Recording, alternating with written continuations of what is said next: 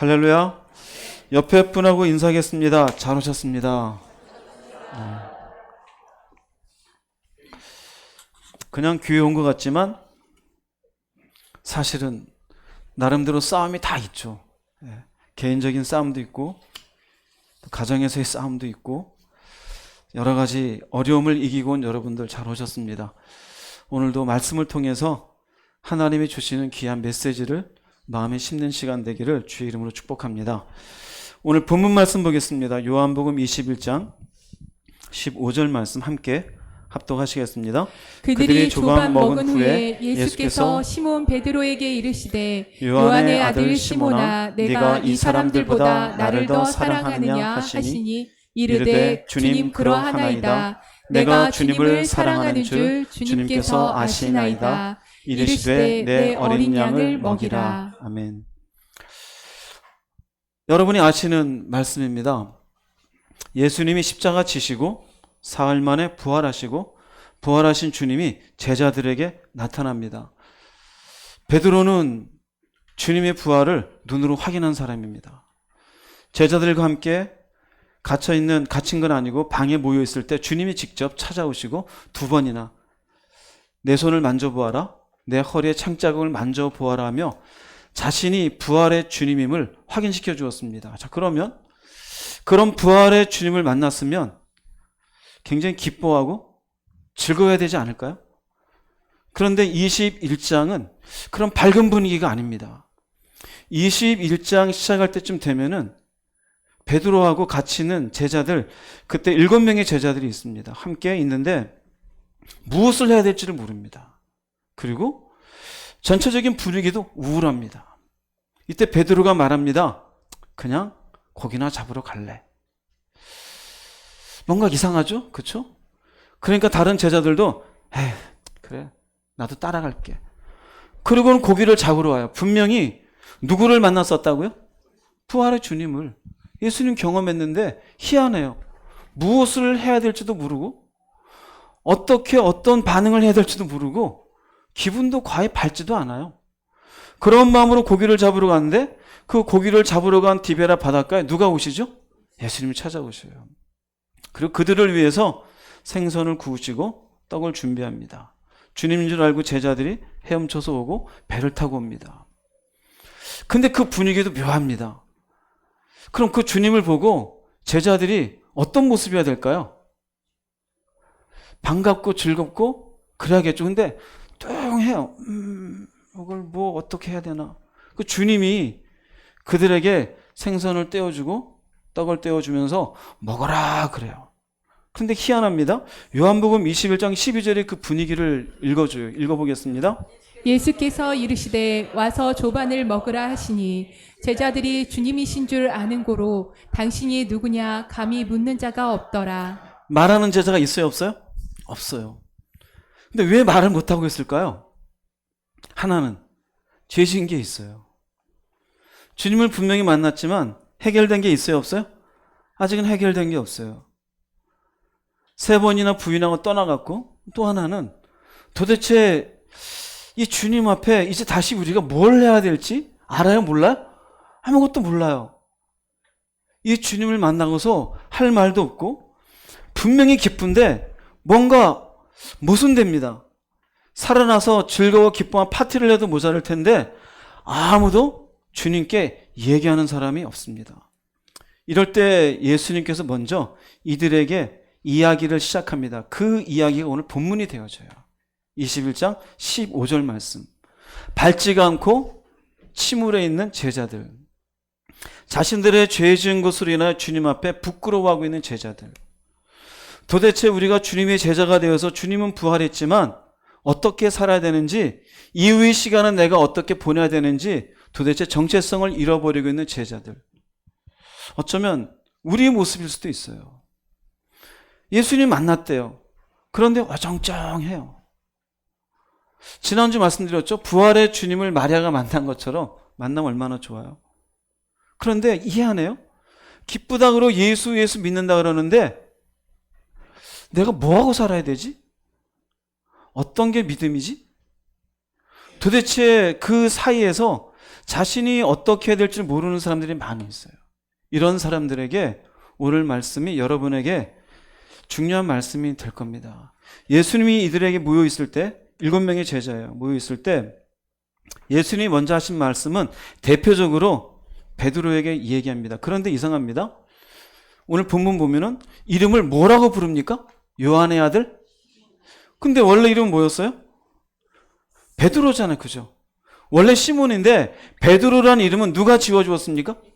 예수님이 지어줬어요. 요한복음 1장 42절 한번 읽어보겠습니다. 예수께서 보시고 이르시되 내가 요한의 아들 시몬이니 장차 게바라 하리라 하시니라. 네, 분명히 예수님께서 지금은 시몬인데 게바는 번역하면 베드로라. 베드로는 반석이라는 얘기예요. 시몬은 예전에 시므온이라고 하는 히브리어예요. 근데 바꿔줘요. 반석이라고. 너는 반석이라고 이름 바꿔라. 그러면 장차 베드로라 그랬으니 지금 요한복음 1장이잖아요. 지금 요한복음 21장이에요. 이제는 불러줄만 하지 않아요? 그죠? 누구를 만났어요? 이제는 부활의 주님을 만났잖아요. 3년간 예수님을 따라다녔잖아요. 그럼 이제는 베드로야 해줘야 되잖아요. 근데 베드로가 아니에요. 요한의 아들 시몬이라고 여전히 지금도 불러요. 주님은 왜 베드로가 아닌 부활의 주님을 만난, 지금 베드로는 3번째 만나요. 3번째 만난 베드로에게 여전히 왜 예수님께서는 요한의 아들 시몬이라고 부르셨을까? 여기는 3가지 의미가 있어요. 하나는요, 나를 부인했던, 예수를 부인했던 베드로의 과거 전력이 있잖아요. 그 부인했던 건 너희 옛 자아였었다. 그게 시몬이에요. 너희 옛 자아. 여전히 펄펄 살아있는 자아. 여전히 인간 중심적이고 여전히 자기 중심적인 너 옛 자아. 그건 시몬, 그때의 너였다. 그건 내가 이해한다. 2번째는요, 나는 너를 뭐하지 않는다? 미워하지 않는다. 나는 여전히 너를 뭐한다? 사랑하고 있다.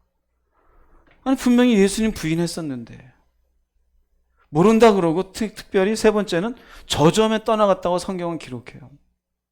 우리가 예수님 입장이라면 얼마나 배신의 아픔이 크겠어요. 나를 배신하고 떠나간 친구를 향해서 그래 나 이해, 이럴 사람 몇 명이나 될까요? 많지 않겠죠. 그런데 예수님께서는 나는 너 미워하지 않아. 여전히 사랑한다. 3번째 의미는요, 이제는 시몬으로 살지 말아라. 이제는 베드로의 인생을 시작하라요. 요한의 아들 시몬아, 너 아직 베드로가 된 것이 아니야. 반석 같은 사람은 아직 안 됐어. 이해하세요? 너가 나를 3년 반 동안 따라다녔고 기가 막힌 기적을 경험했고 내가 죽음 가운데 이겨내서 사흘 만에 부활한 이유까지 다 알고 내가 하나님의 아들인 것을 네가 믿는다 할지라도 너는 아직 요한의 아들 시몬이야. 근데 주님이 지금 찾아오 주신 것은 어떻게 하라는 거예요? 이제는 이것이 부인됐던, 그리고 이제 주님이 여전히 너를 사랑하는 것을 마음에 품고 무슨 인생을 시작하라? 베드로의 인생을 시작하라는 거예요. 부끄러움 속에 주님 앞에 얘기를 꺼내지 못하고 있던 시몬, 부활의 주님을 만났어도 어떻게 살아야 될지 밝은 표정으로 살지 못하던 모순 속에 있던 시몬, 이 시몬에게 찾아와서 예수님 하신 말씀은 요한의 아들 시몬아, 너 이대로 여기 있는 것 내가 원하지 않아. 그래서 찾아와 주신 것이에요. 자, 우리에게도 똑같아요. 교회 안에 보면은요, 예수님 만났습니까? 만났대요. 부활의 주님을 다 얘기해요. 천국 간다고 얘기해요. 그런데요, 여전히 시몬의 모습으로 살아가고 있는 분들 계시지 않습니까? 주님의 사랑을 경험했다고 하면서도 여전히 자기의 정체성을 잃어버리고 내가 세상 사람인지, 내가 예수 믿는 사람인지 스스로도 구분되지 않는 인생을 살고 있지 않습니까? 그 사람은 베드로의 삶을 사는 걸까요? 시몬의 삶을 사는 걸까요? 시몬의 삶이에요. 시몬의 삶에 머물기를 주님이 원하실까요? 원하지 않으셔요. 신앙도요, 스텝이 있어요. 예수 한번 믿고 그냥 끝나느냐? 천만의 말씀이에요. 우리가 예수님을 만나 나를 위해 죽으시고 내 죄를 사하시고 사흘 만에 부활하여 주셔서 감사합니다. 나를 사랑하신 줄 믿습니다. 그것으로 끝날까요? 아니요. 여기에서 한 스텝 올라가야 돼요. 우리에게도 똑같아요. 요한의 아들 시몬아, 이거로 끝나는 게 아니에요. 그 뒤에 주님의 질문 앞에 여러분들로 예하면서 대답할 수 있기를 주의 이름으로 축복합니다. 요한의 아들 시몬아, 이제 시몬이 아닌 베드로의 인생을 시작해야 돼. 다 이해한다. 사랑한다. 그리고 그 다음에 주시는 질문이 무슨 질문이었어요? 이 사람들보다 나를 더 사랑하느냐. 이 사람들보다 나를 더 사랑하느냐. 중요한 질문이에요. 시몬의 인생에서 베드로의 인생으로 시작하기를 원하셨던 것처럼 우리도 마찬가지. 예수 믿으면 끝이냐고요? 아니요. 시몬의 인생에서 베드로의 인생으로 새롭게 한 스텝 올라가기를 원하신 주님은 여전히 우리에게도 유효한 질문이 되는 줄로 믿으시기 바랍니다. 요한복음 21장 15절 말씀을 다시 한번 읽어보겠습니다. 요한의 아들 시몬아, 내가 이 사람들보다 나를 더 사랑하느냐 하시니 이르되 주님 그러하나이다. 내가 주님을 사랑하는 줄 주님께서 아시나이다. 네, 네가 이 사람들보다라고 우리 개정 성경에는 번역이 돼 있어요. 그런데요, 헬라어는 이 부분이 투톤이라고 됩니다. 투톤은 지시대명사로 이것의 복수형이에요. 투토가 이제 이것이고요. 이 n이 붙으면서 복수가 되어져요. 이것들. 그래서 영어로는 these로 되어져 있어요. 그런데 보면 이 사람들보다 나를 사랑하는 이 사람들은 옆에 그냥 주변 동료들이에요. 그냥 야고보, 요한 형제들, 바돌로메 옆에 요한 과연 그 사람들만은 지칭했을까요? 그렇지 않아요. 이 사람들보다도의 의미보다 이것들보다도가 맞아요. 이것들은요, 옆에 동료가 있어요. 배도 있어요. 고기를 잡을 수 있는. 고기로 잡은 물고기가 있어요. 그리고 이로 인해서 살 수 있는 무엇이 있어요? 세상이 있어요. 주님은 이 모든 것들을 보면서 이것들보다도 나를 더 사랑하느냐라고 물으시고 있는 것을 볼 수 있어요. 그럼 사랑하느냐? 사랑하느냐는 의미는 무엇이냐? 의미적인 것보다요, 우리의 정황적으로 사랑한다는 것은요, 결국 내가 무엇인가를 더 의지하고 소중히 여긴다라는 거예요. 이 사람을 더 소중히 여긴다. 내가 이걸 더 소중히 여긴다. 그래서 의지하고 소중히 여긴 대상에 대해서 마음을 써요. 내 마음에 품어요, 안 품어요? 품어요. 시간을 들여요. 에너지를 써요. 내가 사랑하고 소중히 여기는 대상에게 마음 쓰고 시간 쓰고 에너지 쓰는 거 아까워요, 안 아까워요? 하나도 안 아까워요. 별로 내가 소중히 여기지 않는 거에 시간 쓰면 돌아오면서 어떤 마음이 들어요? 내가 저거 하려고 내가 이 시간 다 버렸나? 사랑하는 사람을 위해서는 다이아 반지를 막 해주고 어디가 대출 받아서 꺼줘도 뭐 괜찮다는 사람도 있어요. 왜 그럴까요? 사랑하니까요. 결국 사랑한다 그러면은 내가 소중히 여기는 대상을 우선적인 뭔가로 대상으로 결정해. 당신이 원한다면, 내가 이것을 취할 수만 있다면. 그럼 여기에서 네가 이것들보다 나를 더 사랑하느냐 그러면은 네가 동료들보다도 배보다도 물고기나 세상보다도 나를 소중히 여기며 네 마음을 쏟고 시간을 쏟는 우선적인 결정의 대상으로 생각할 수 있겠느냐는 거예요. 내가 너에게 어떠한 지시를 하고 너가 하나님께 어떤 영광을 돌리는 인생이 되더라도 이것들보다도 그런 것들에 네 마음을 쓰고 삶의 시간을 빼앗기더라도 그걸 우선적으로 결정할 수 있는 마음이 있냐? 나를 소중히 여기느냐? 예수님이 이렇게 물을 만한 자격이 있어요, 없어요? 있어요. 왜 그럴까요? 예수님은 다 던졌잖아요. 누구를 의지하고 누구를 소중히 여겼습니까? 인간들을. 지금 대화하고 있는 베드로와 제자들을 이미 다 봤어요. 왜 그 고초를 당하셨는지, 그리고 부활의 의미가 무엇인지, 그리고 깨달았어요. 사랑이 무엇인지. 그러면 이 질문을 하는 예수님에게 당신은 나를 사랑합니까? 이 질문을 할 수가 없어요. 예, 그분은 이미 그렇게 하셨으니까. 우선적으로 결정했잖아요. 문제는 누구한테 있는 거야? 인간에게 있는 거예요. 우리가 되게 예수 믿으면서 그래요. 어떻게 나 같은 사람을 위해서 죽으셨습니까? 왜 날 사랑하셨나요? 그건 부인할 사람이 있어요, 없어요? 없죠.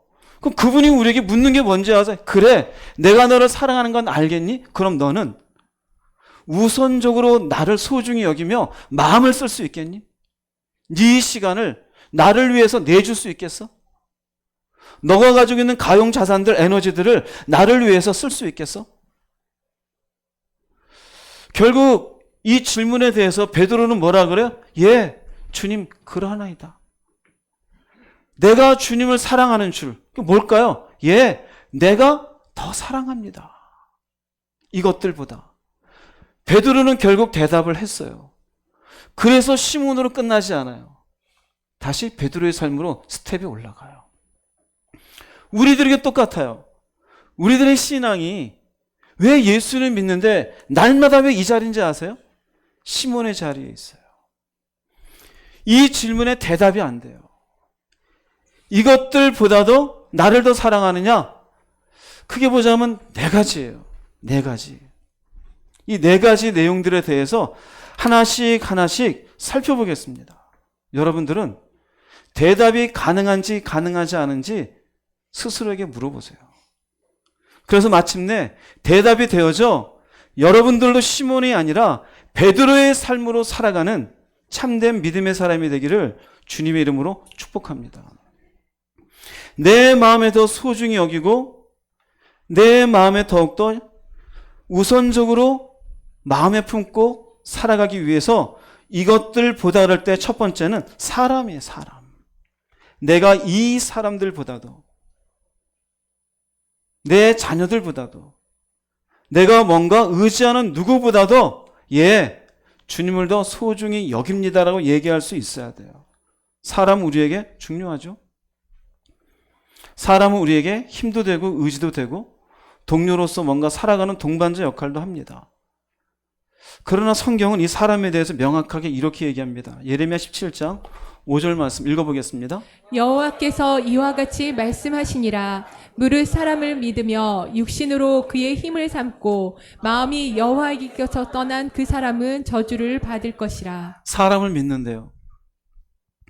여러분 부탁합니다. 제발 믿는다는 소리를 사람에게 하지 마세요. 그 사람 부담스러워요. 왜? 자기도 언제 바뀔지 모르는데. 사람을 믿으며 그의 힘을 삼아요? 그럼 어떻게 돼요? 마음은 누구에게서 떠나요? 여호와에게서요. 즉 하나님을 힘으로 삼으며 하나님을 믿지 못하고 사람을 힘으로 삼아 사람을 믿어요. 그 사람이 올바른 믿음의 길을 갈 수 있을까요? 불가능해요.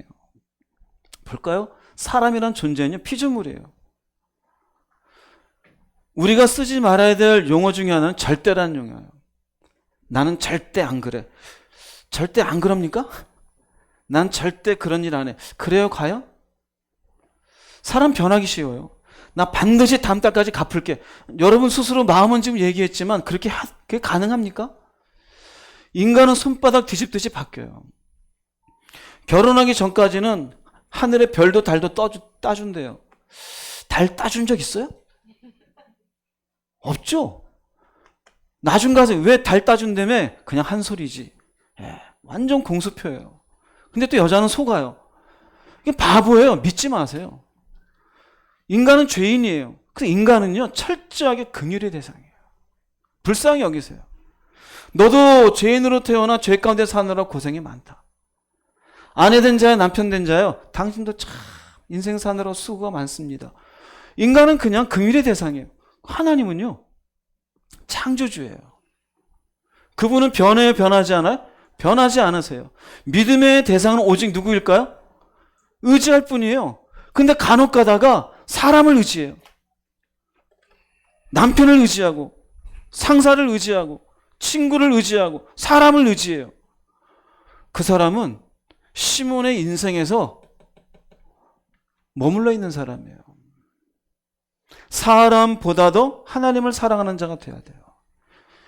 요한복음 12장에 있는 말씀 볼게요. 42절 43절 한번 읽어보겠습니다. 관리 중에도 그를 믿는 자가 많되 바리새인들 때문에 드러나게 말하지 못하니 이는 출교를 당할까 두려워함이라. 그들은 사람의 영광을 하나님의 영광보다 더 사랑하였더라. 예수님이 말씀을 전하는데 관리 중에도 예수가 하나님의 아들이 맞는 것 같다. 믿는 자가 많았대요. 그런데 드러내서 말을 못해요. 왜요?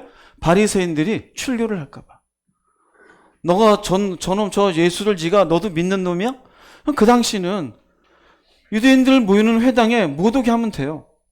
출교라는 건 대제사장이 저 사람은 더 이상 하나님을 섬기는 우리 민족 사람이 아니다 선포하면 끝이에요. 그 굉장히 무서운 거죠. 지금이야 이해하기 힘들지만 그 당시로서는 그냥 민족이 종교고 종교고 민족이에요. 유일하게 하나님 섬기는 민족이니 거기서 제외시킨다는 무서운 거잖아요. 근데 예수님 하시는 말씀은 그 이유가 뭔지 아냐? 사람의 영광을 하나님의 영광보다 더 어떻게 했더라? 사랑했더라 이거예요. 사랑했다는 것은 이 사람들이 하는 일들이 미칠 것들에 대해서 더 마음에 중요하게 여겼다는 거예요. 더 소중하게 여겼다는 거예요. 그럼 이 사람들은 은혜를 받았던 사람일까요? 안 받았던 사람일까요? 받았던 사람이에요. 받았는데 누구 눈치 보고 있는 겁니까? 사람 눈치 보고 있는 거예요. 즉 우리도 똑같아요. 은혜는 받았어요. 이제 내가 예수를 믿겠습니다. 주님이 내 죄에 죽으시고 부활하신 것을 믿습니다. 그런데 하나님이 아닌 사람의 말과 칭찬을 더 사랑해요.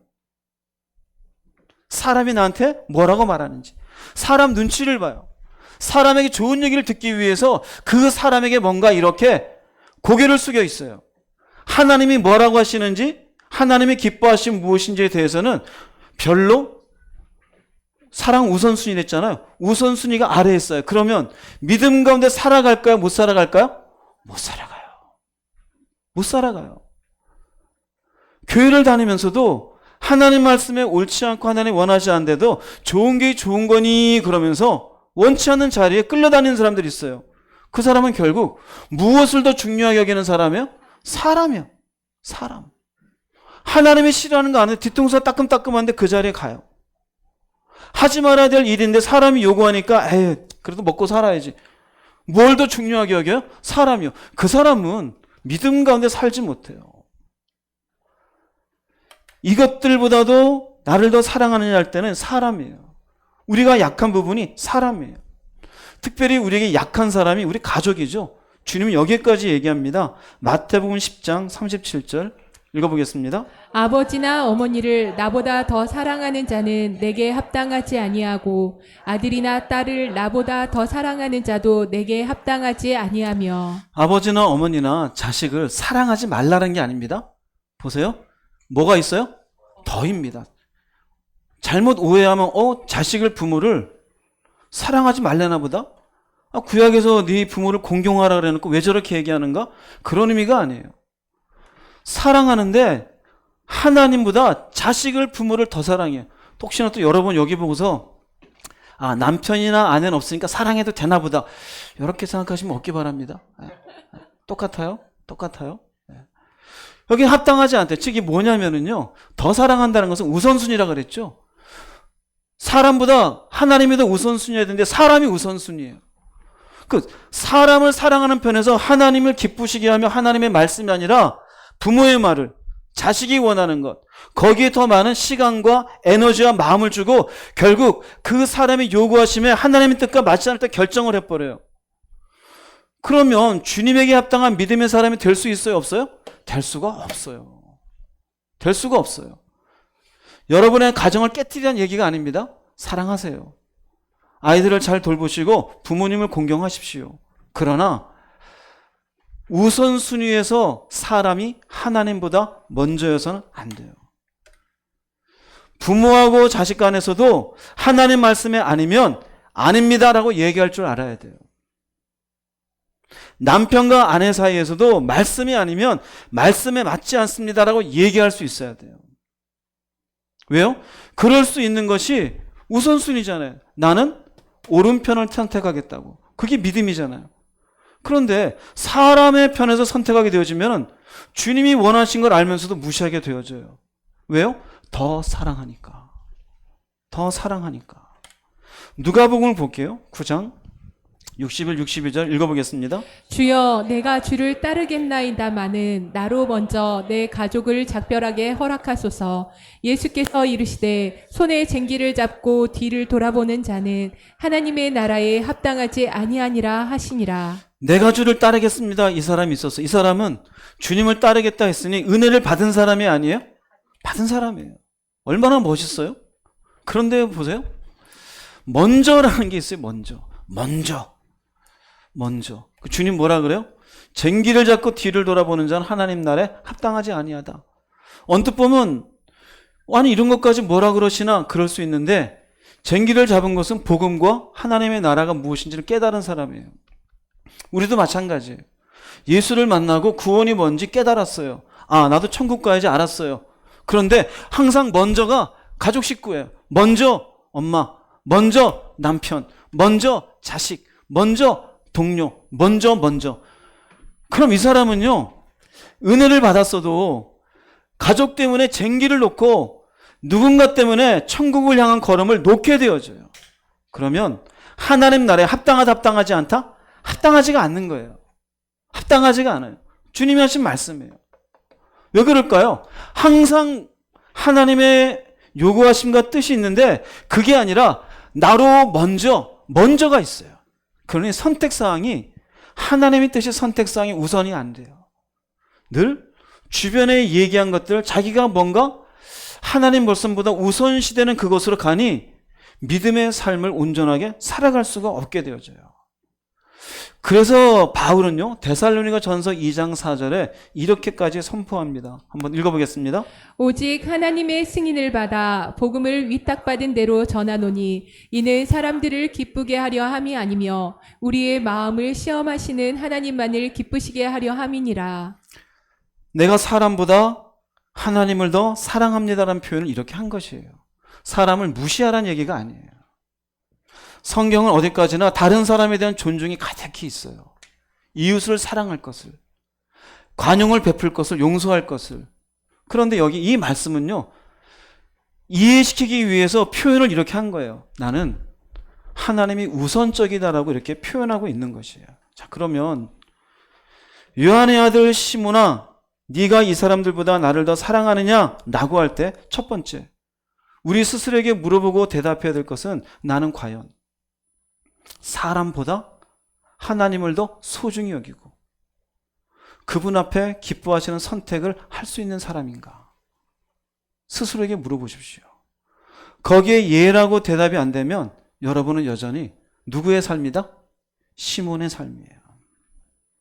거기서 예라고 넘어가야 누구의 삶으로 넘어갈 수 있다? 베드로의 삶으로 넘어갈 수가 있어요. 두 번째, 이것들보다 나를 더 사랑하느냐 할 때 이것에 해당되는 것은 세상이에요.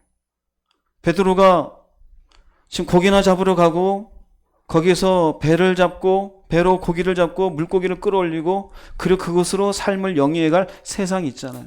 이 세상은 재밌죠. 화려합니다. 이 세상은 우리의 죄성을 충족시키는 것이에요. 그래서 어쩌면 우리는 이 세상에서 우리의 죄성을 충족시키면서 그게 행복이라 그래요. 그걸 성공이라 그러고 재밌다 그래요. 그러나 인생을 60 넘어가신 분 생각해 보세요. 그게 그렇게 행복하던가요? 그게 여러분들의 내면을 꽉 채워주시던가요? 세상을 막 10여 개국 쫙 돌고 나니까 이제 죽어도 여한이 없더라 막 그러던가요? 별로 그렇지 않죠. 어느 정도 놀고 나면 오히려 TV에 뭐 재밌다 멋있다 그러더니 그래 뭐 가봤자 그게 그거지. 그렇지 않던가요? 우리는 이런 세상을 놓고 세상 우선적으로 살아가려고 하는 마음이 있어요. 왜냐하면 그 죄성이 우리를 이 세상에서 충족시키는 재미가 인생이라고 착각하기 때문에요. 그런데 성경은 명확하게 얘기해요. 요한일서 2장 15절 16절 읽어보겠습니다. 이 세상이나 세상에 있는 것들을 사랑하지 말라. 누구든지 세상을 사랑하면 아버지의 사랑이 그 안에 있지 아니하니 이는 세상에 있는 모든 것이 육신의 정욕과 안목의 정욕과 이생의 자랑이니 다 아버지께로부터 온 것이 아니요 네. 세상으로부터 온 것이라. 세상이나 세상에 있는 것들을 사랑하지 말라는 의미는 소중히 여기지 말아라.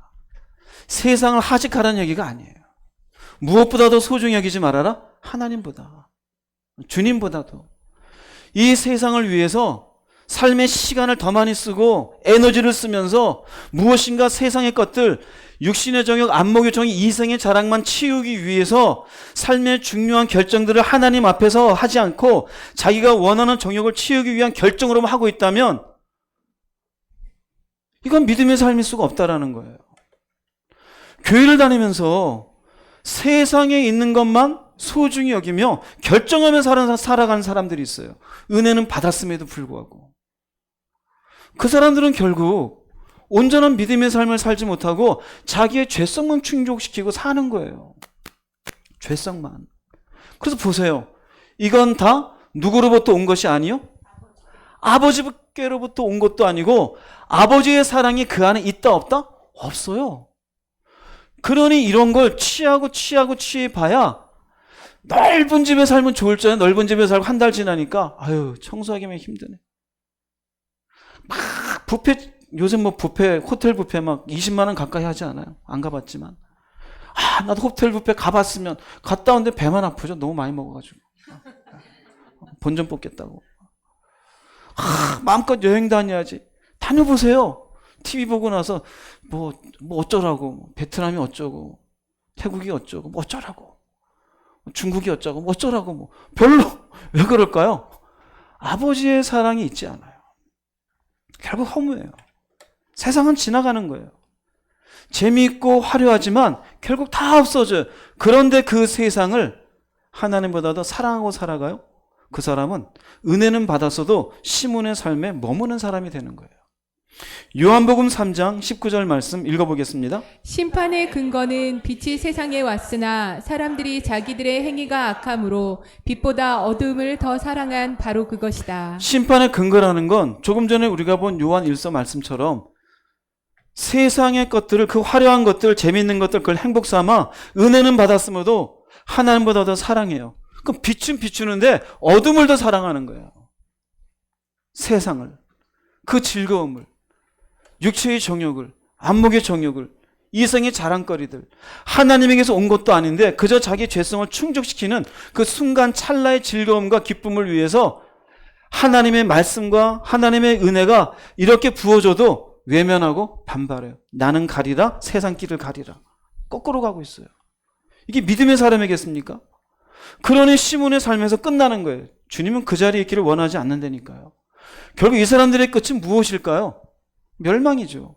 이걸 잘 보여주는 구절이 있어요. 누가복음 17장 26절 29절 읽어보겠습니다. 노아의 때에 된 것과 같이 인자의 때에도 그러하리라. 노아가 방주에 들어가던 날까지 사람들이 먹고 마시고 장가들고 시집가더니 홍수가 나서 그들을 다 멸망시켰으며 또 롯의 때와 같으리니 사람들이 먹고 마시고 사고 팔고 심을 짓고 짓더니 롯이 소돔에서 나가던 날에 하늘로부터 불과 유황이 비오듯 하여 그들을 멸망시켰느니라.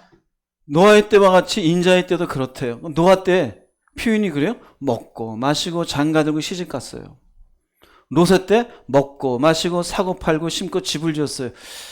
이거 그냥 인생 사는 거죠. 그죠? 근데 문제는 뭐냐면요, 노아의 때의 사람들이 먹고 마시고 장가들고 시집가면서도 동일한 일상적인 삶을 살아요. 그런데 창세기 보면은요, 그들은 어려서부터 생각하는 바가 뭐하더라? 악하더라 그래요. 일상적인 삶을 살지 말라는 게 아니에요. 그러면서 하나님보다 이 삶을 더 충족시키며 살기를 원했던 거예요. 하나님 앞에 악하게 사는 것에 대해서는 고칠 마음도, 어떻게든 자기가 이 길에서 돌이킬 마음도 없는 거예요. 롯의 때도 그래요. 먹고 마시고 사고 팔고는 사업하죠. 심고는 농사 지어요. 집을 지어요. 부동산 매매하고 살아요. 그게 나쁘다는 얘기가 아니에요. 그런데 롯의 때 왜 하나님이 심판했습니까? 먹는 것 때문에 심판한 게 아니죠. 음란했어요. 동성애가 창궐했어요. 평소에 살던 삶의 일상을 다 버리라는 게, 이게 세상이라는 게 아니에요. 이것을 더 사랑하는 마음으로 자신들의 악함을 볼 줄 몰랐던 이 땅에 롯의 때와 같이 이런 때는 결국 뭐가 돼요? 멸망이에요. 그러면 나중에 인자의 때, 주님이 오실 때에도 자신은 그냥 먹고 살았대요. 돈 벌고 애 키우고 집 사고 남는 돈으로 여행 다니고 맛있는 거 먹고. 그런데 하나님 앞에 이 세상이 좋았지 하나님을 더 사랑하는 마음으로 순종도 없고 은혜도 없고 그분께 영광도 없고 의롭게 사는 것도 없고, 그럼 그 사람도 결국 무엇이 남을까요? 따라서 하세요. 멸망이에요. 즉 시몬의 삶도 괜찮다는 얘기가 아닙니다. 그래서 베드로에게 이대로 잊지 말라라는 거예요. 괜찮은 게 아니에요. 이 노아의 때 하나님을 알까요? 모를까요? 알아요. 다. 얼마 되지 않아요. 창조하시고. 그런데도 결국 멸망이에요. 멸망. 세상을 더 사랑했던 것이 결국 멸망의 근거가 되었다라고 명확하게 얘기해 줘요. 디모데 후서에는 이런 사람도 있어요. 4장 10절 읽어보겠습니다. 대만은 이 세상을 사랑하여 나를 버리고 데살로니가로 갔고. 대만은 바울의 동역자였어요. 바울과 함께 은혜를 받고 바울과 함께 복음 전도사로서 수고했던 사람이에요.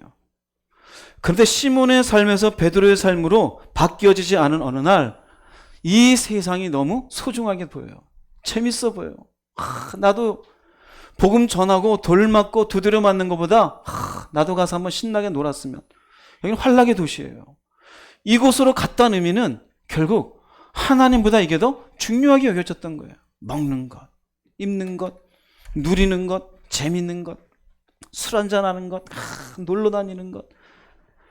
그게 나쁘다는 의미보다 하나님이 내게 요구하신 것보다 이게 더 뭐예요? 우선순위에 있는 거예요. 결국 떠나가죠. 등 돌리는 자가 되어져요. 시몬이 이렇게 돼요.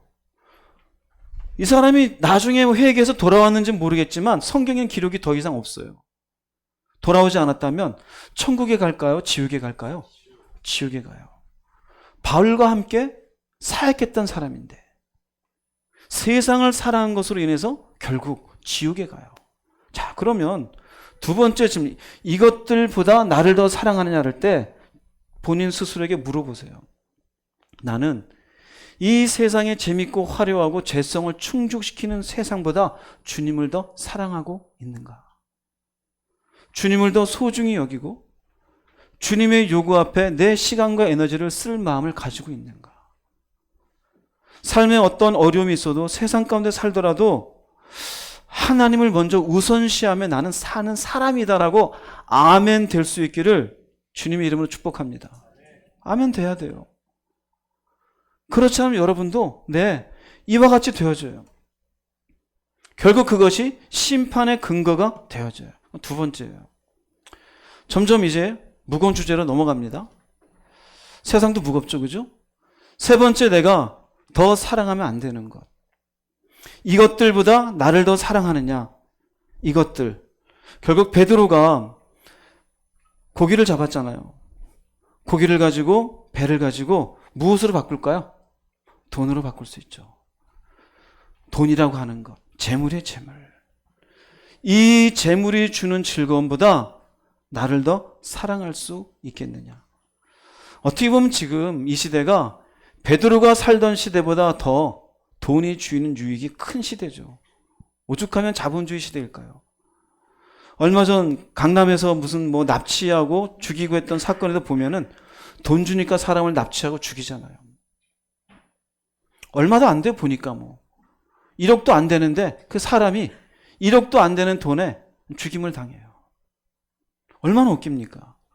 비록 우리가 사람을 죽이진 않았어도 이 물질이 주는 유익이 크기 때문에 이 물질을 하나님보다 더 소중하게 여기고 이 물질을 벌기 위해 시간을 더 많이 이 마음을 쏟으며 하나님보다 더 하나님의 뜻보다 더 중요한 결정의 요소로 삼고 있다라면 여러분들은 시몬의 삶을 살고 있는 것이에요.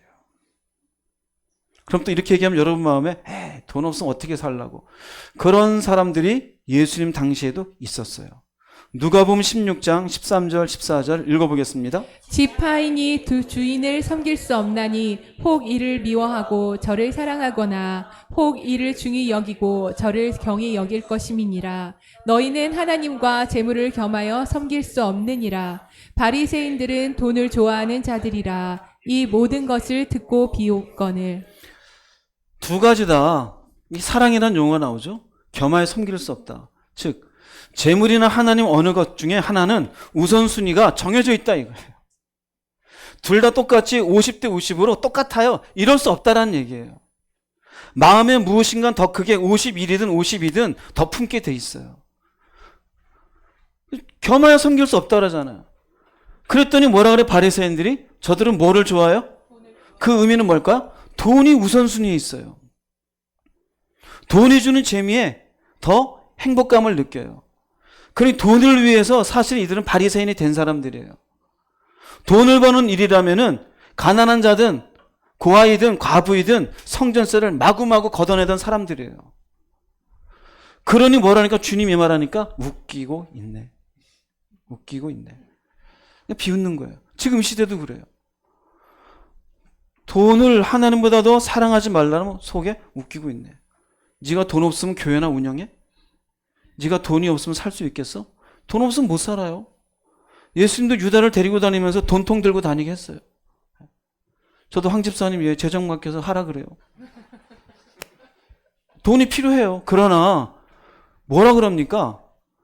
사랑이란 용어가 있어요. 겸하면 안 된다고요. 여러분의 삶에 재물이 필요해요. 열심히 일하세요.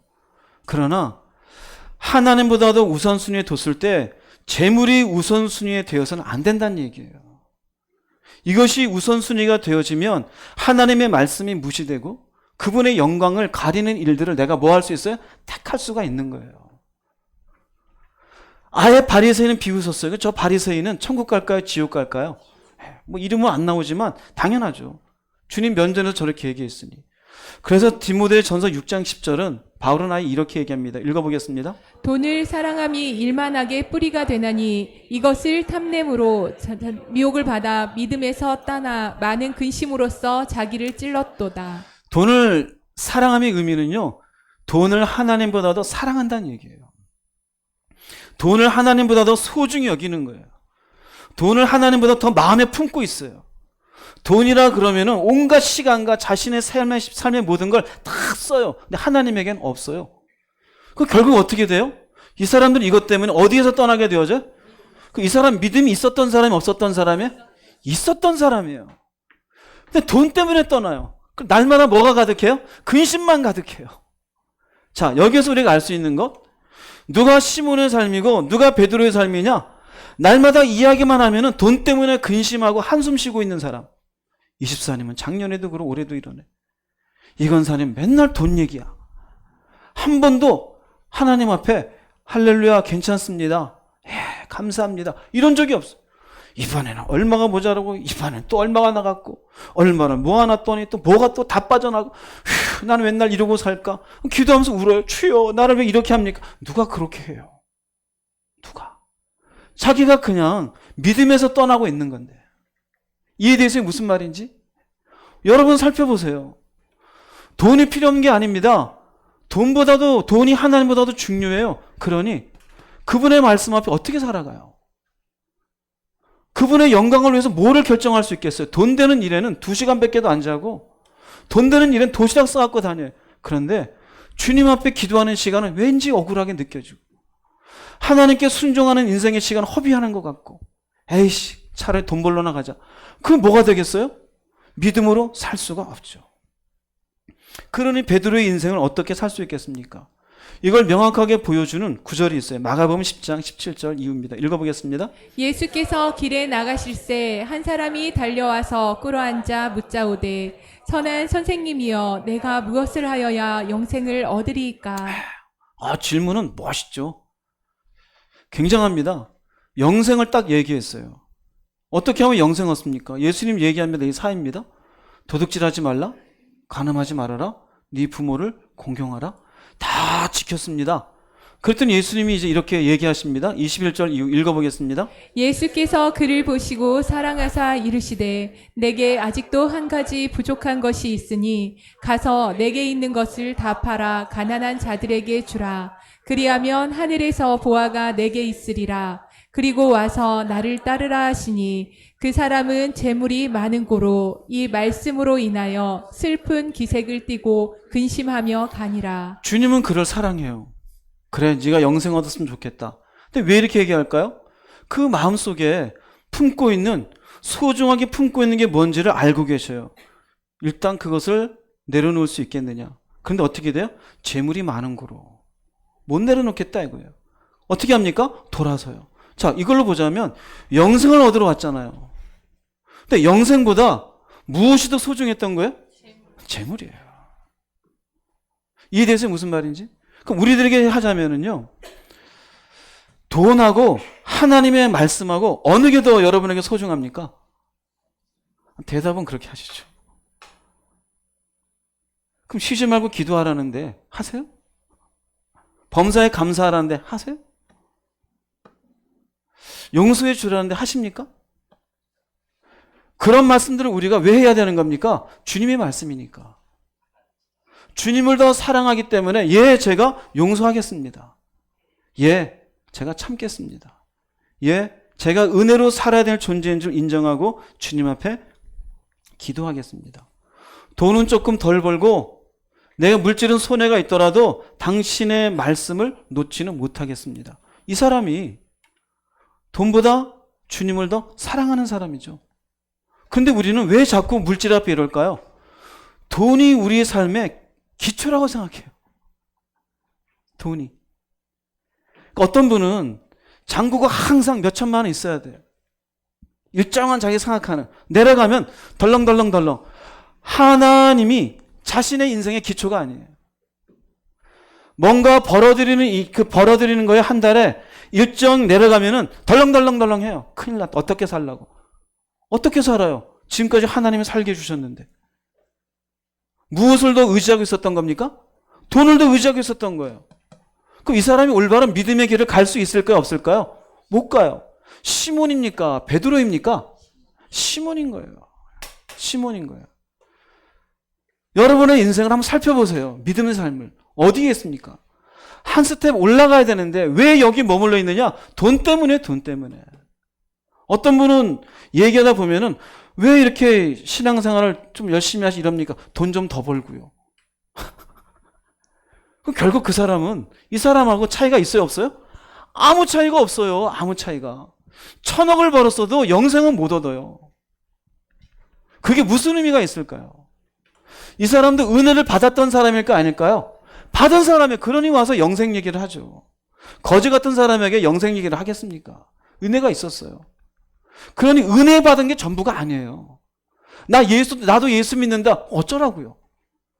예수 믿는 사람은 우리나라에도 1,000만 명이 넘어요. 그러나 거기에서 베드로처럼 사는 사람은 달라요. 결국 이 사람은 이름은 이 뒤에 회개가 돌아왔는지 모르지만 성경은 기록되어 있지 않으니 이대로 그냥 계속 돈 붙잡고 살았으면 천국 갈까요? 지옥 갈까요? 결국 돈이 자신의 영혼을 붙잡아 주지 못하는 거예요. 그래서 바울 사도는 디모데전서 6장 17절에 이렇게 선언합니다. 읽어보겠습니다. 이 세상에 있는 부유한 자들에게 명하여 마음이 교만해지지 말고 불확실한 재물에 소망을 두지 말며 오직 우리에게 모든 것을 풍요하게 해주셔서 향유케 하시는 살아계신 하나님께 두라고 하라. 재물은 불확실해요. 무슨 불확실일까요? 나를 살리냐고요. 나를 살립니까? 아니요. 0.1111%도 내 영혼의 구원과는 아무 관계도 없어요. 근데 보세요. 재물은 불확실하지만 하나님 뭐라 그래요? 살아계셔요. 지금도 살아계셔요. 지금도 우리와 동행해 주셔요. 지금도 내 영혼을 살리기 위해서 일하시는 하나님인 줄 믿습니다. 돈이 일합니까? 돈이 나한테 뭐를 합니까? 얘기를 해줍니까? 없어요. 단지 내가 돈을 붙잡은 것 뿐이에요. 근데 희한하죠. 하나님은 나를 붙잡는데 나는 자꾸 하나님을 놀라 그래요. 바보예요. 왜 그럴까요? 불확실한 재물에 소망을 두고 있기 때문에 그래요. 그래서 주님이 얘기하시는 겁니다. 이것들보다 나를 더 사랑하느냐? 돈이 여러분의 인생을 보이는 세상에서는 그것이 반짝일지 모릅니다. 그러나 그것은 결국 불확실해요. 아무리 부유할지라도 아무 힘이 되지 못해요. 자, 재물을 하나님보다 더 사랑해야 될 이유가 있습니까? 없죠. 그러면 주님이 베드로에게 주셨던 질문을 이걸로 한번 대치시켜서 생각을 해보세요. 스스로에게. 나는 돈보다도 하나님을 더 소중히 여기는가? 돈 버는 일보다도 하나님의 영광과 내 마음의 은혜를 채우는 것을 더 소중히 여기며 시간을 내고 하나님께 살아가는 사람인가? 그게 아니라 돈을 위해서라면 잠도 줄이고 시간도 다 쓰는데 하나님의 일은 조그만큼 꼬투리만큼 조금 쓰고 생색내는 사람이라면 시몬일까요? 베드로일까요? 시몬이에요. 시몬이에요. 여러분의 삶에 결정적인 순간에 나타나요. 어떤 결정적인 순간이냐면요. 어느 순간 재물에 소망을 두고 있던 사람은 그 물질이 조금씩 줄어들면 인생 끝난 것처럼 생각해요. 그 사람은 시몬이었던 사람이에요. 하나님께 소망을 둔 사람은 조금씩 낮아져도 할렐루야 찬양하세 내 모든 죄 사함받고 주 예수와 동행하니 그 어디나 뭐요? 하늘나라. 네. 그 사람 베드로예요. 여러분은 보십시오. 어디에 소망이 있습니까? 요한의 아들 시몬아, 네가 이것들보다 나를 더 사랑하느냐? 바로 재물이에요. 세 번째는. 여기에 삶의 소망을 두지 않기를 주님의 이름으로 축복합니다. 그 다음 네 번째로, 자, 세 번째도 부담되죠? 시몬인 것 같아요? 베드로인 것 같아요?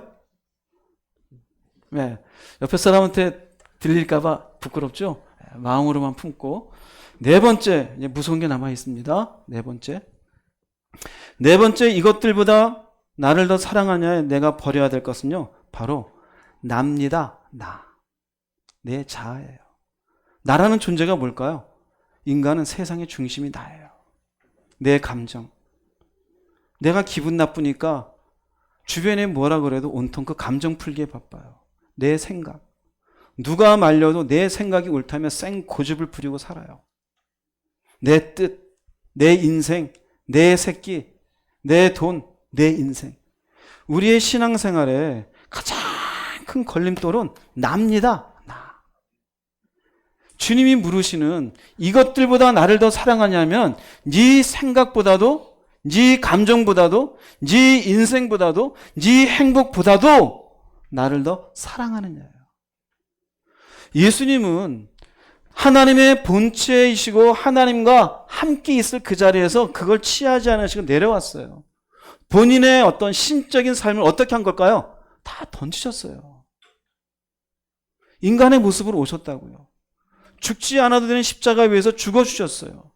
그리고 우리에게 길을 여시고 이리로 와라 라고 그래요. 근데 우리는 아니요, 내 생각이 맞아요. 하나님의 뜻? 아니요, 내 감정을 일단 풀고 볼래요. 내 인생부터 재밌게 살래요. 그 사람은 베드로의 삶을 살아갈 수가 없습니다. 이 나라는 이 자아가 깨어지는 과정을 잘 보여주는 사람이 베드로예요. 요한복음 13장 36, 37절 읽어보겠습니다. 시몬 베드로가 이르되 주여 어디로 가시나이까? 예수께서 대답하시되 내가 가는 곳에 내가 지금은 따라올 수 없으나 후에는 따라오리라. 베드로가 이르되 주여 내가 지금은 어찌하여 따라갈 수 없나이까? 주를 위하여 내 목숨을 버리겠나이다. 예수님이 이제 십자가 지시기 전 제자들 모아놓고 얘기하실 때예요. 주님이 그럽니다. 어디로 가시나이까? 했더니 네가 지금 못 따라온다. 후에는 따라온다. 베드로가 멋있게 얘기해요. 내가 지금은 어찌하여 따라갈 수 없나이까? 주를 위해서 내 목숨을 버리겠나이다. 기가 막히게 얘기를 합니다. 그랬더니 예수님께서 네가 나를 위해서 네 목숨을 버리겠다고? 이 목숨을 다르게 얘기하면은 인생을 버리는 거야. 네 인생을 나를 위해서 버리겠다고? 아니, 내가 진실로 너에게 얘기하는데 닭 울기 전에 네가 3번 나를 부인할 거야. 그게 뭘까요? 인생 던진다 못 던진다? 못 던진다는 거예요. 못 던진다는 거예요. 그러니까 지금은이라는 것은요, 자기의 인생에 대한 애착이 많은 때예요. 삶에 대한 애착. 아직 남아있는 인생에 대한 아쉬움.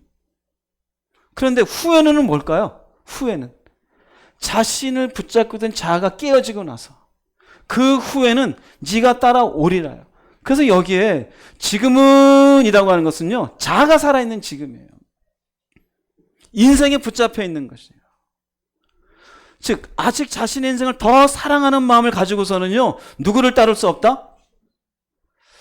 가슴이 벌써 덜컥하죠. 우리는 자기를 얼마나 사랑합니까? 세상 가치에 젖어 있는 사람들은요, 자신의 인생을 어떻게 더 가꿀까에 집중하게 돼요. 왜? 세상은 얘기해. 내 인생은 나의 것. 인생을 뭔가 멋있게 꾸려가기 위해서 뭔가를 만드는 건 멋있다 그래요. 그런데 우리가 주님 안에서 오면은요, 인생은 결국 예수 안에서 하나님 앞에 쓰임받을 때 가장 아름다운 거예요. 예수님은 33년 반밖에 못 살았어요. 예수님이. 짧은 생애잖아요. 그런데 하나님의 뜻 가운데 그 33년의 인생에 쓰여졌을 때 인류 전체를 봐서 가장 값어치 있는 인생을 사신 거예요. 오래 사느냐 적게 사느냐는 중요한 게 아니에요. 내 인생에 여러분들이 아무리 내가 값어치 있게 살았다 할지라도 죽은 뒤에 무슨 의미가 있을까요? 무슨 의미가 있을까요? 3층 집을 만들어 놓고 죽었다? 그 무슨 의미가 있을까요? 아무 의미가 없어요. 자아가 여러분들 살아있습니까? 내 인생을 위한 삶의 시간을 더 소중하게 여기며 내 인생을 통한 하나님의 영광, 하나님의 기쁨, 하나님의 말씀에 순종하는 삶이 되기를 거절하고 있습니까? 그럼 여전히 여러분은 지금은이에요. 따라갈 수 있다 없다? 따라갈 수가 없어요. 베드로는 결국 주님이 말씀했던 것처럼 예수님을 부인합니까? 예수를 위해 자기 인생을 던집니까? 부인해요. 그래서 통곡을 합니다. 아, 주님의 말씀이 맞았구나. 그 통곡은 무슨 의미일까요? 내가 아직 펄펄펄 살아있는 사람이구나. 여전히 내가 주를 위한 인생이 되기보다 내 인생을 더 사랑하는 마음이 컸던 놈이구나. 그리고는 통곡을 하고 통곡을 합니다. 그리고 예수님 돌아가시고 예수님 사흘 만에 부활하시고 부활하신 주님이 오늘 우리가 요한복음 21장에 찾아오신 거예요. 그리고 묻는 겁니다. 요한의 아들 시몬아. 이제는 깨졌을까요? 안 깨졌을까요? 깨졌죠. 오늘 본문 다시 읽어볼게요. 요한복음 21장 15절 읽어보겠습니다. 예수님께서 시몬 베드로에게 이르시되 요나의 아들 시몬아 내가 이것들보다 나를 더 사랑하느냐 하시니 그가 그분께 이르되 주여 그러하나이다. 내가 주를 사랑하는 줄 주께서 아시나이다. 이에 대해서 이제 어떤 질문인지, 이것들보다 나를 더 사랑하냐 할 때, 예, 그렇습니다. 내가 주를 사랑하는 줄 그럴 때는요, 여기에 내가 이것들보다 주를 더 사랑하는 줄 주님 아십니다. 이것들 속에는 이제는 자신이 펄펄펄 살아있을 때 지금의 의미까지 포함되어 있는 거예요. 이제는 나보다도 누구를 더 사랑해요? 주님을 더 사랑합니다. 내 인생보다도 내가 생각하는 이 삶에 내가 뭔가 꾸리고 싶어하는 그것보다도 이제는 정말 주를 더 소중히 여기고 주를 위해서 내 인생의 시간을 기꺼이 쓸만한 마음을 가지고 있는 걸 주께서 어떤 나이다? 아시나이다. 아멘이 됐어요? 안 됐어요? 아멘이 됐어요. 이렇게 결국 자기의 자아를 깨트리고 자기보다도 주님을 더 사랑하게 되었을 때 비로소 주님이 베드로에게 15절이잖아요. 18절, 19절 읽어보겠습니다. 내가 진실로 진실로 내게 이르노니 내가 젊어서는 스스로 띠띠고 원하는 곳으로 다녔거니와 늙어서는 내 팔을 벌리리니 남이 내게 띠띠우고 원하지 아니하는 곳으로 데려가리라. 이 말씀을 하심은 베드로가 어떠한 죽음으로 하나님께 영광을 돌릴 것을 가리키심이러라. 이 말씀을 하시고 베드로에게 이르시되 나를 따르라. 젊어서는 자아가 펄펄 살아있을 때예요. 내 인생, 내가 추구하는 것, 내 가족, 내 집, 내 하나님은 없어요. 이때는 시몬의 인생이에요. 스스로 자기의 인생을 위해서 자기 스스로 결정하고 자기 원하는 데 동서남북 다 다녔어요. 요한복음 13장에 의하면 자기의 입으로 주를 위해서 목숨을 버리겠고 인생 버리겠다 그래도 자기가 하는 말이 뭔지도 모르고 그냥 고백했던 사람이에요. 늙어서는 뭘까요? 깨졌어요. 이제는 내 인생에 가장 소중한 분은 누구입니다? 주님입니다. 그렇게 되었을 때 어떻게 돼요? 팔을 벌린다는 의미가 뭐예요? 이제는 내 인생 나를 위해 쓰는 게 아니라 누구를 위해서? 주님을 위해서 씁니다. 그래서 남이 누굴까요? 주님이죠. 그래 베드로야? 그럼 저기 가서 복음 전해. 동쪽으로 가. 서쪽으로 가. 그럼 어떻게 될까요? 예, 가겠습니다. 그만두라고요? 안 할게요. 용서해 주라고요? 용서해 줄게요. 돈 쓰라고요? 쓸게요. 그게 가는 거예요. 결국 그 인생은 누구를 위해 쓰임받게 되는 거예요? 주님을 위해서요. 근데 우리는 어때요? 교회를 30년, 40년 다녀도 팔을 벌립니까? 자기가 생각하는 그 울타리 안에서 예, 10,000원은 안 되고 1,000원은. 동쪽이요? 아닌 것 같은데 난 서쪽으로 갈게요. 기도요? 뭐 그런 데가 뭐 있나요? 일단 그냥 내 인생 좀 살아볼게요. 그게 뭘까요? 여전히 시몬의 삶이 되어서 은혜도 받았고 말씀도 받았고 기적도 경험했지만 스스로 띠띠고 원하는 인생만 살고 있는 거예요. 원하는 인생만. 우리는 어디로 가야 되냐면 늙어져야 돼요. 즉 깨져야 돼요. 할렐루야. 나를 넘어서야 돼요. 자아가 깨어져서 누구를 더 사랑하는 사람이 돼야 돼요? 주님을 더 사랑하는 사람이 돼야 돼요. 그래야 어떠한 죽음으로 하나님께 영광을 돌릴 것을, 영광이 돌리는 인생이 되어져요. 나라는 인생만 활짝 열려지는 인생이 아니라 나를 통해서 하나님이 기뻐하심을 받으며 영광을 받게 되어진 인생, 이게 가장 값어치 있는 인생임을 깨달으시기 바랍니다. 할렐루야. 한 10억쯤 돈 현금으로 남겨놓으면 자식끼리 싸워요. 아파트 제대로 정리 안 하고 죽으시면요, 얼마 전에 기사 보니까 동생이 누나를 죽였어요. 누나가 이거 왜 가져? 그러고. 인간이 그럴 수 있어요? 없어요? 그럴 수 있는 인간이에요. 그런 인생, 자기 인생을 통틀어 살아가지고 돈 남겨놨더니 자식끼리 싸우고 살인이 벌어지는 인생이 될 걸 어떻게 알았을까요? 아무 의미가 없는 거예요. 여러분, 하루를 살아도 하나님께 영광 돌리는 인생이 되기를 소망하시기 바랍니다. 내가 깨져야 돼요. 혹시 누군가에게 병신아 소리, 예, 저 병신이에요. 그러세요, 그냥.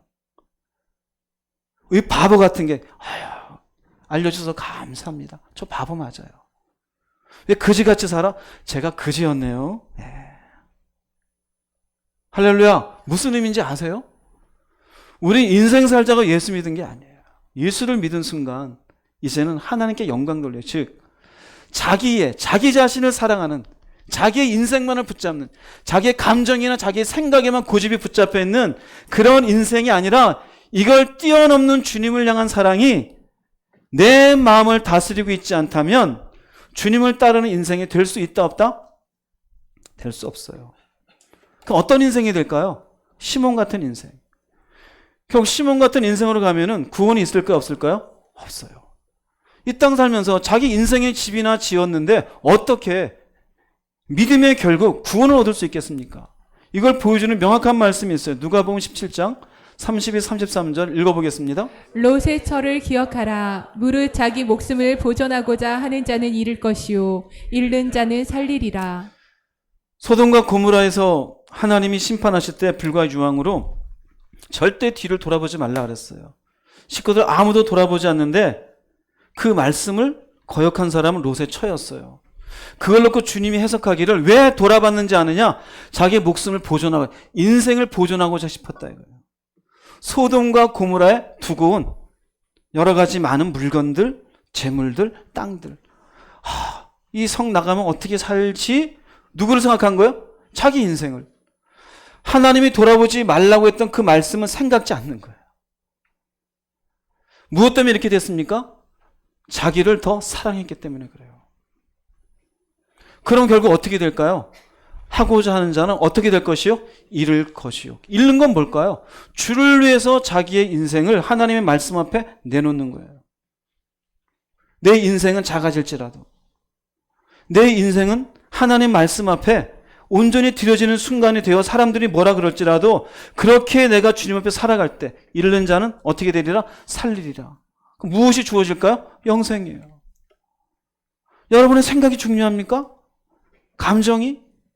내가 어떤 사람인지 사람들이 주목받기를 원하십니까? 하나님의 주목은 어디 갔어요? 하나님의 기쁨은? 그분이 우리에게 주신 말씀은? 내가 어떻게 살아야 되는지 알잖아요. 왜 안 할까요? 나를 주님보다도 사랑하기 때문에. 철저하게 내가 안 죽는 거예요. 내가 안 죽으니 결국 시몬의 인생으로 살다가 그 영혼은 망하는 길로 가는 거예요. 요한복음 12장 24절 25절 읽어보겠습니다. 내가 진실로 진실로 너희에게 이르노니 한 알의 밀이 땅에 떨어져 죽지 아니하면 한 알 그대로 있고 죽으면 많은 열매를 맺느니라. 자기의 생명을 사랑하는 자는 잃어버릴 것이요 이 세상에서 자기의 생명을 미워하는 자는 영생하도록 보전하리라. 이 밀이랑 우리를 표현한 거예요. 죽으라는 거예요. 죽지 않으면 그냥 한 알이에요. 죽으면 많은 열매를 맺어요. 하나님께 영광은 되지만 이건 영광이 아니에요. 자기 인생만 살았어요. 교회는 열심히 다니고 다른 사람을 배려할 줄도 모르고 이해할 줄도 모르고 다른 사람의 힘듦을 찾아가서 힘을 줄 줄도 모르고 늘 뭐만 있으면 소리나 지르고 분노하고 자기가 고집대로 뭔가를 하고 그건 뭡니까? 그냥 하나의 밀알이 안 떨어져 죽지 않은 거예요. 근데 그 뒤에 주님이 부연한 것은 왜 안 죽느냐? 자기 생명을 사랑해서 그런 거예요. 왜 안 죽느냐? 간혹 저에게 물어봐. 나도 십자가 못 박아 죽고 싶은데 안 죽어요. 그건 당신 인생이나 사랑해서 그렇지 주님을 사랑하는 사람이 아닌 거예요. 말로는 얘기해요. 나도 주님을 사랑해요. 증명하는 거예요. 사랑하는 게 아니에요. 자기 감정이나 사랑해요. 자기 생각이나 사랑하고 자기 계산이나 사랑하고 그렇게 되어지면 결국 잃어버린대요. 그러나 이 세상에서 자기의 생명을 자기의 인생을 미워한다는 의미는 표현을 미워한다는 거지 미워라는 얘기가 아니에요. 주님을 더 사랑하는 마음으로 순종하며 살아가면 영생을 얻을 수 있다라고 얘기해 주는 거예요. 결국 이것들보다 나를 더 사랑하느냐 할 때 네 번째 내가 놔야 될 것. 그건 뭐라고요? 나입니다. 나. 여러분의 자아가 깨어지기를 바랍니다. 그러면 여러분 자신에게 한번 물어보세요. 내 인생을 내가 더 소중히 여기는 것보다 하나님의 영광을, 하나님의 기뻐하심을 더 소중히 여기며 내가 삶의 시간을 보낼 마음을 갖고 있는가? 할렐루야. 여기에 여러분이 아멘이 되어지기를 주의 이름으로 축복합니다. 그래야 이 사람이 시몬으로 살지 않고 베드로로 살 수 있어요.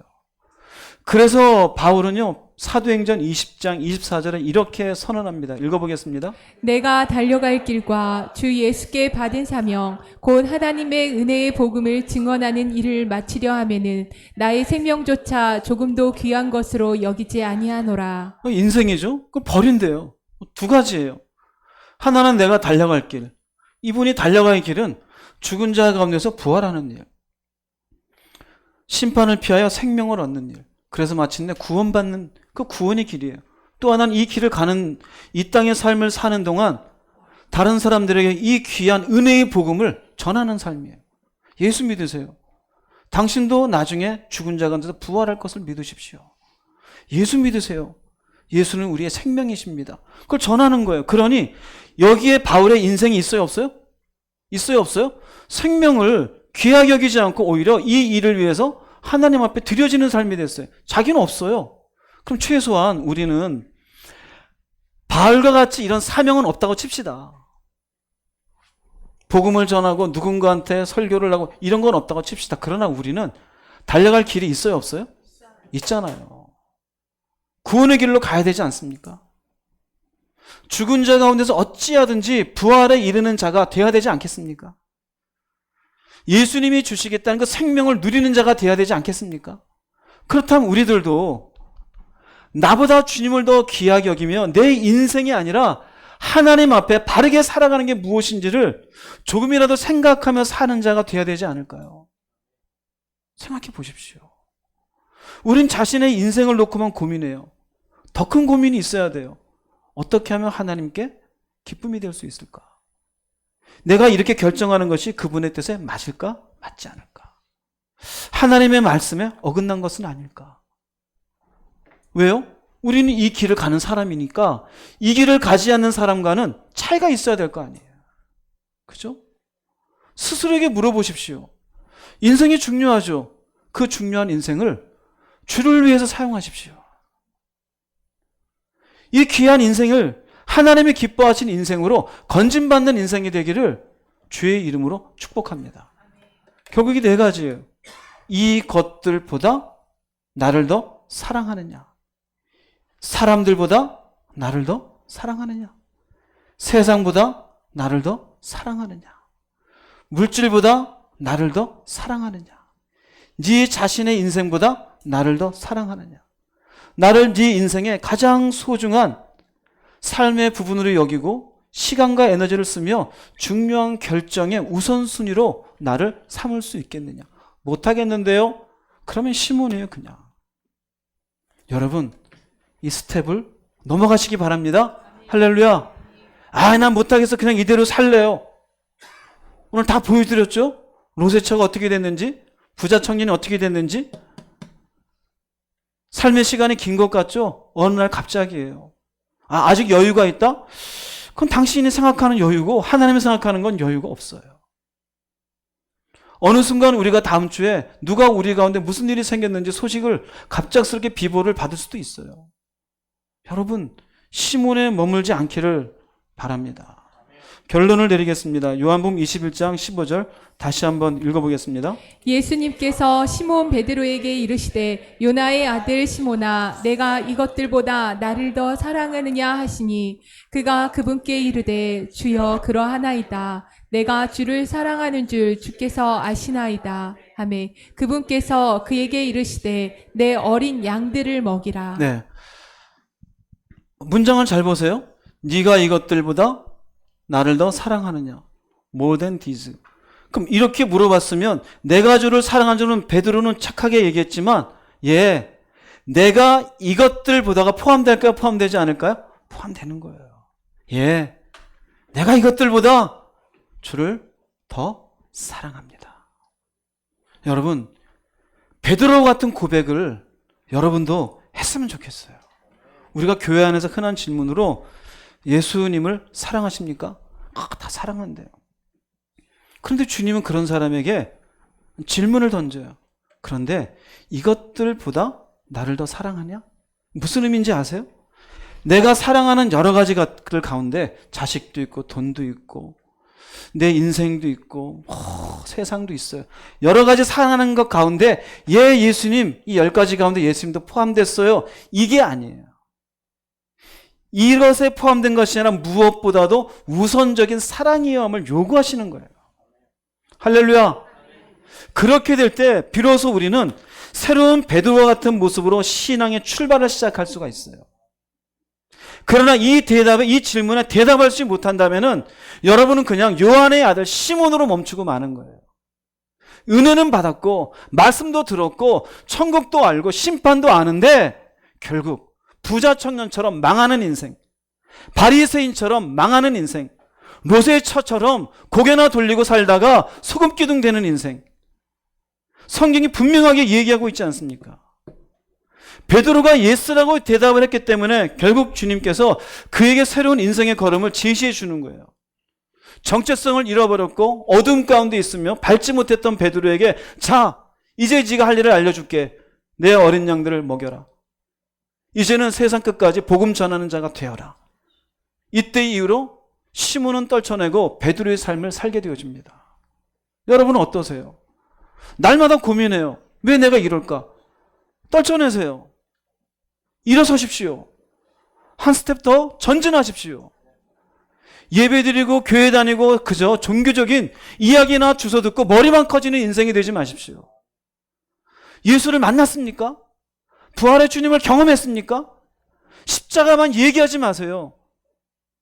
하늘 보자 버리시고 내려오신 주님이 자신의 모든 신적인 삶을 다 던지시고 내려왔다면 우리도 그분을 위해서 뭔가 나도 사랑합니다라며 얘기할 수 있어야 되는 거 아닙니까?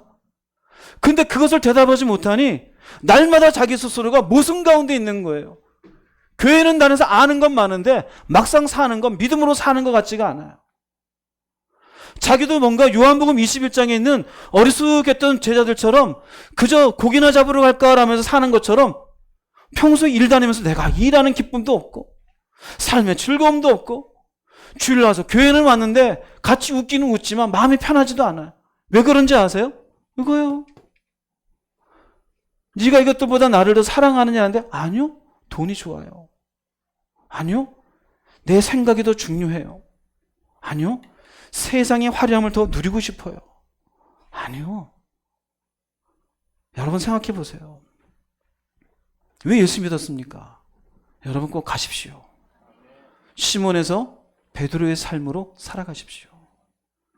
종교적으로 말씀이나 듣고 안다라고 스스로 자유하지 마십시오.